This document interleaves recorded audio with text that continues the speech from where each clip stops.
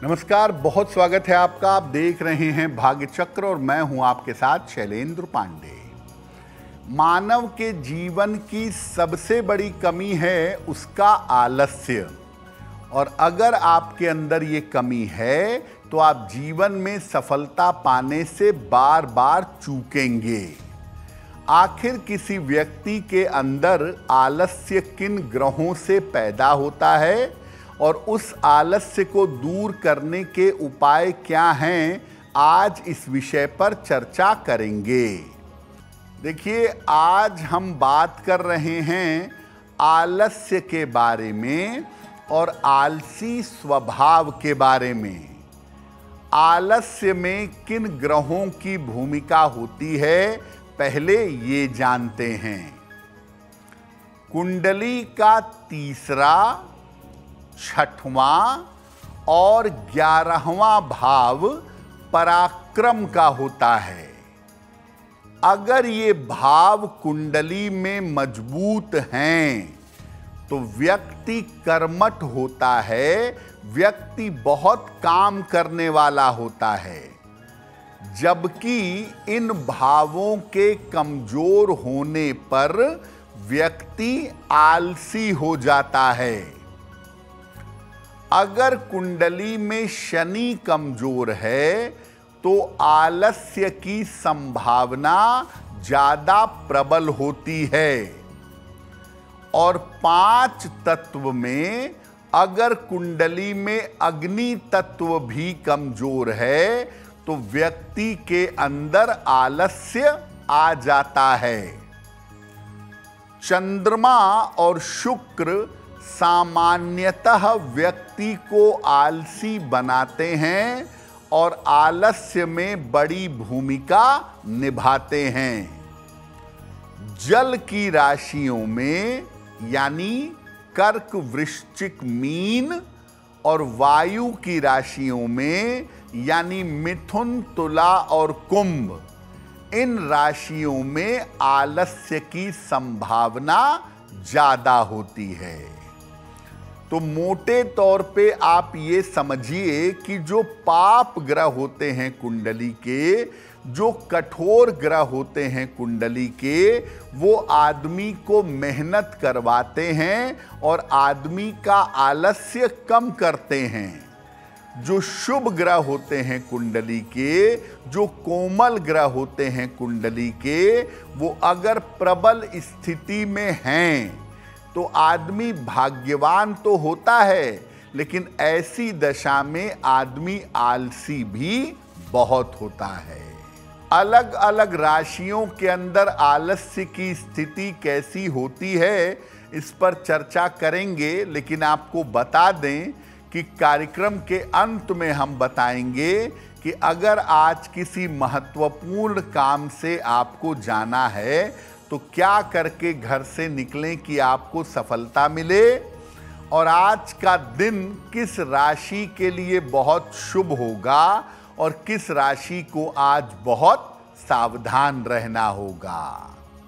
अब ये जानते हैं कि अलग अलग राशियों के आलस्य का मामला कैसा होता है, आलस्य का अलग अलग राशियों से क्या संबंध है। देखिए, अग्नि तत्व की जो राशियां हैं, मेष, सिंह और धनु, इस राशि के लोग सामान्यतः आलसी नहीं होते हैं।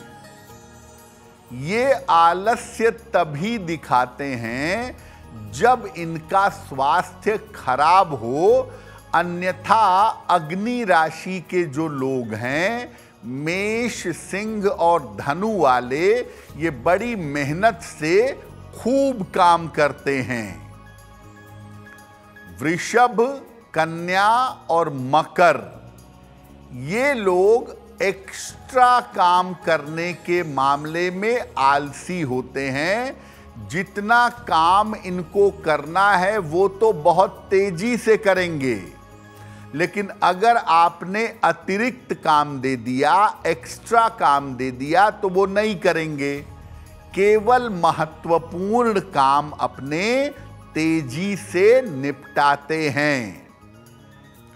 मिथुन, तुला और कुंभ, ये जो 3 वायु की राशियां हैं, इन राशि के लोग सामान्यतः आलसी होते हैं। ये तभी काम करते हैं जब काम का प्रेशर आ जाता है, जब काम की मजबूरी आ जाती है, और उसमें भी कुंभ राशि के लोग घनघोर आलसी होते हैं।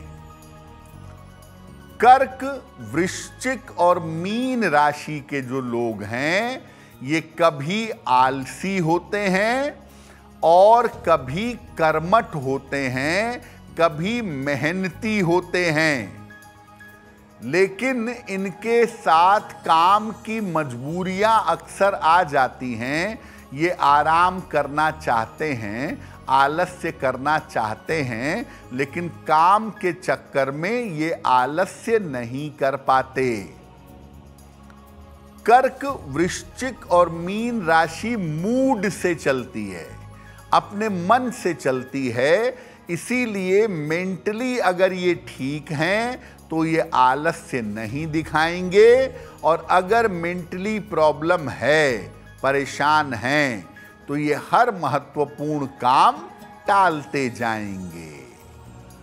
बहुत सारे लोग ऐसे होते हैं जो हमेशा आलस्य नहीं दिखाते।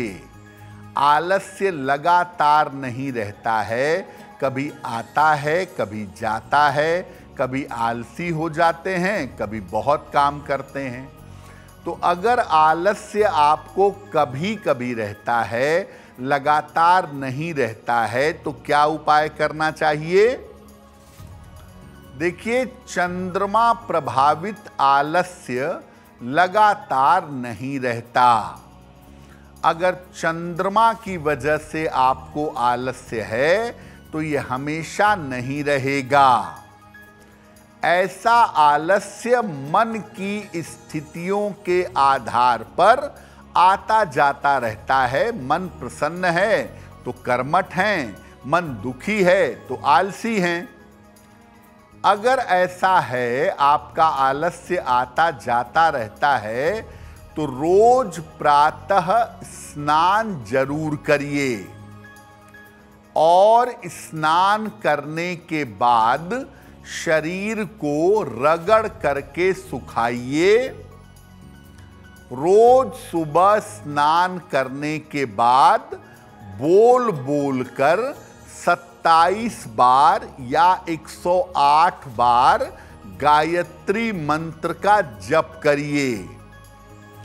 जीवन में सामान्यतः नारंगी रंग का प्रयोग करिए, इससे आलस्य दूर होगा।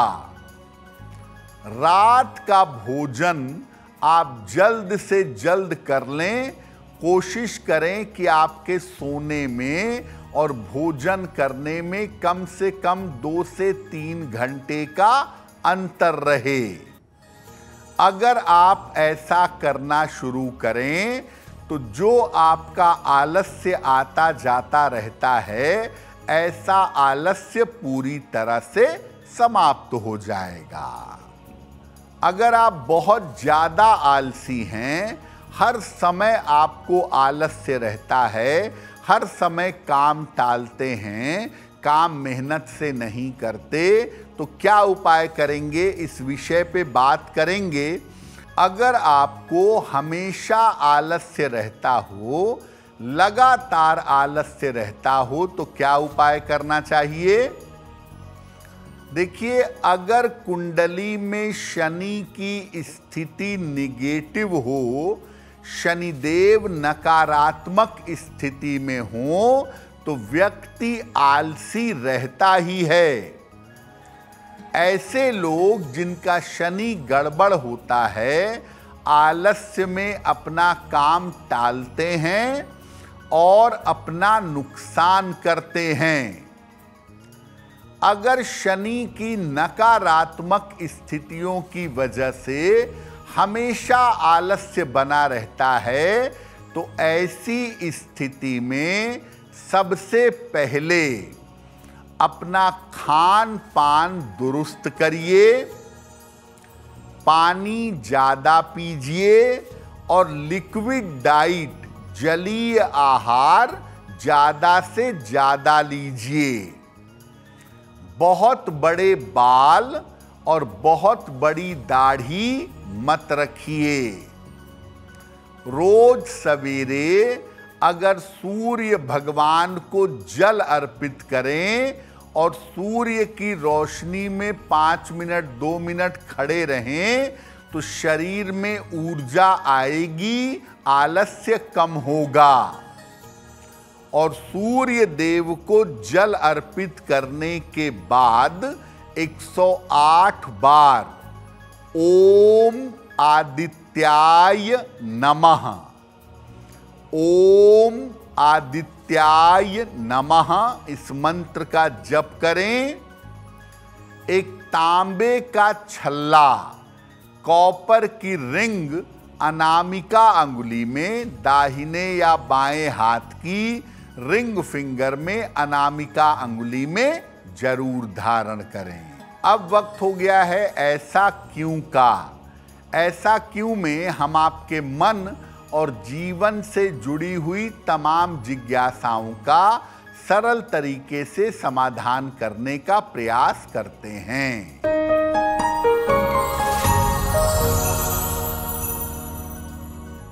देखिए, एक व्यक्ति की 3 राशियां सामान्यतः होती हैं। एक उसकी कुंडली की राशि चंद्र राशि, एक उसके नाम की राशि नाम राशि, और एक सन साइन सूर्य राशि जिस महीने में वो पैदा हुआ है। इन 3 राशियों में सबसे महत्वपूर्ण कौन सी राशि मानी जाती है? देखिए, जो आपके नाम की राशि है और सूर्य की राशि है, सन साइन है, ये महत्वपूर्ण तो है लेकिन बहुत ज्यादा महत्वपूर्ण नहीं है। अगर आपको जीवन में महत्वपूर्ण फैसले लेने हैं, जीवन में महत्वपूर्ण चीजों की गणना करनी है, तो आपके जन्म के समय चंद्रमा जिस राशि में था वही आपकी वास्तविक राशि है, जिसको चंद्र राशि कहा जाता है। हम भी आपको जो उपाय बताते हैं या जो राशि फल बताते हैं वो आपकी चंद्र राशि के हिसाब से बताते हैं, तो सामान्यतः चंद्र राशि को फॉलो करना अच्छा होता है। अगर आप मुझसे जुड़ करके अपनी समस्याओं का समाधान चाहते हैं और चाहते हैं कि आपकी समस्याओं को ज्योतिष के माध्यम से सुलझाया जाए, तो आप हमसे संपर्क कर सकते हैं, जुड़ सकते हैं एस्ट्रो तक पर।